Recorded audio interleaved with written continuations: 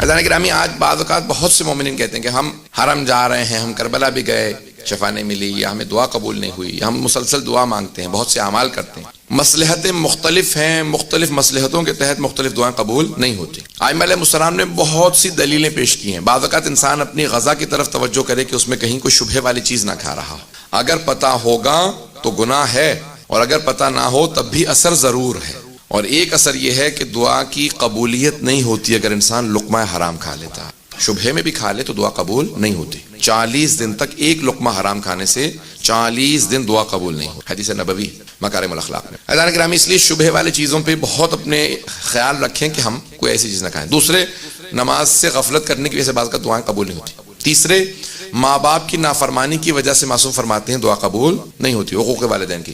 چوتھے، جو صلہ رحم نہ کرتے ہوں، اپنے رشتہ داروں سے قطع تعلق کر رکھا ہو، ان کی دعائیں قبول نہیں ہوتی۔ اور ایک اور وجہ ہے دعاؤں کے قبول نہ ہونے کی، معصوم فرماتے ہیں کہ بعض اوقات اللہ کسی کے مانگنے کو بہت زیادہ پسند کرتا ہے، اسے مانگنا، اللہ کا اس کا مانگنا اتنا پسند ہے کہ اللہ کہتے ہیں اس کی دعا قبول نہ کرنا، مجھے اس کا مانگنا اتنا پسند ہے، یہ مانگتا رہے، میں اس کے دعا قبول نہ کرنے میں اس کو آخرت میں اتنا اجر دے دوں گا کہ خود سے کہے گا پروردگارا پھر تو کوئی دعا ہی قبول نہ کرتا، تو نے اتنا نوازیا آخرت کے اندر۔ بہت سے لوگ کہیں گے پروردگارا یہ کس چیز کا اجر ہے؟ کہ یہ دعائیں جو قبول نہیں ہوئی تھی ان کا اجر ہے۔ نامہ اعمال میں بہت سے لوگ نامہ اعمال کھولیں گے، اتنا اجر، کہ یہ کن چیزوں کا اجر ہے؟ تو فرشتے کہیں گے وہ جو دعائیں قبول نہیں ہوئی تھی ان کا اجر ہے۔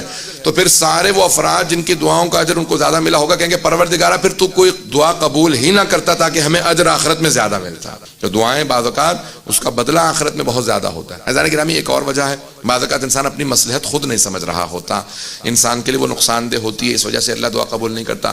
تو دلیل بہت زیادہ امام سجاد علیہ السلام نے بہت سی دلیلیں دی، جن میں سے اگر آپ دیکھیں تو صحیفہ سجادیہ کی مختلف دعاؤں میں امام نے طریقے بتائے ہیں کیسے دعا مانگو کہ دعا قبول ہوتی چلی۔ معصوم نے فرمایا ہے کہ ہر دعا کی قبولیت کے لیے کوئی نہ کوئی واسطہ ضرور ہوتا ہے۔ ہم وسیلے کے قائل ہیں نا، ہم وسیلے کے قائل ہیں، ہم ائمہ علیہ السلام کو وسیلہ مانتے ہیں۔ معصوم فرماتے ہیں ہر امام کا ایک واسطہ ہے، کوئی نہ کوئی واسطہ پیش کرو گے تو دعا قبول ہو جائے گی۔ تو ائمہ علیہ السلام کے ہر امام کا ایک واسطہ ہے، ہر امام کا ایک واسطہ ہے۔